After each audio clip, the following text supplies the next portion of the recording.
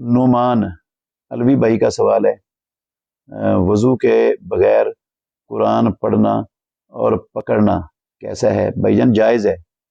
نماز اور بیت اللہ کا طواف یہ دو عبادتیں ہیں اسلام میں جن کے لیے وضو ضروری ہے، جو بغیر وضو کے ادا نہیں ہو سکتی۔ باقی ہر عبادت کے لیے وضو کرنا کسی عبادت کے لیے ضروری نہیں ہے، شرط نہیں ہے۔ افضل اور بہتر ہے کہ بندہ وضو میں ہو، اور اس سے بھی زیادہ افضل ہے کہ ہر ٹائم بندہ وضو رہے، کوئی شک نہیں ہے اس میں۔ لیکن ضروری اور شرط نہیں ہے کسی بھی عبادت کے لیے، نہ قرآن پڑھنے کے لیے وضو شرط ہے اور نہ پکڑنے کے لیے وضو شرط ہے۔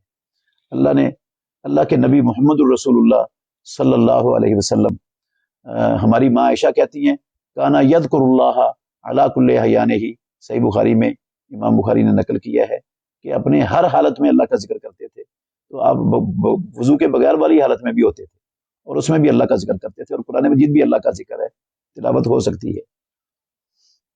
اور یہ جو آیت ہے نا لا یمسہ الا المطہرون، اس کا غلط مفہوم لوگوں کے اندر پھیلا دیا گیا ہے۔ یہ قرآن مجید کے متعلقہ نہیں ہے، یہ لوح محفوظ کے متعلقہ ہے۔ اس آیت کا سیاق اور سباق یہ سارا لوح محفوظ کے متعلق ہے، اور مطہرون سے مراد وضو کرنے والے نہیں ہیں، فرشتے مراد ہیں۔ اللہ رب العالمین یہ خبر دے رہے ہیں کہ اس لوح محفوظ میں، جس لوح محفوظ میں قرآن بھی ہے، اس کو فرشتوں کے علاوہ کوئی چھو نہیں سکتا ہے۔ یہ ہے اس آیت کا مطلب۔ اس کو وضو پر لگانا یہ درست نہیں ہے۔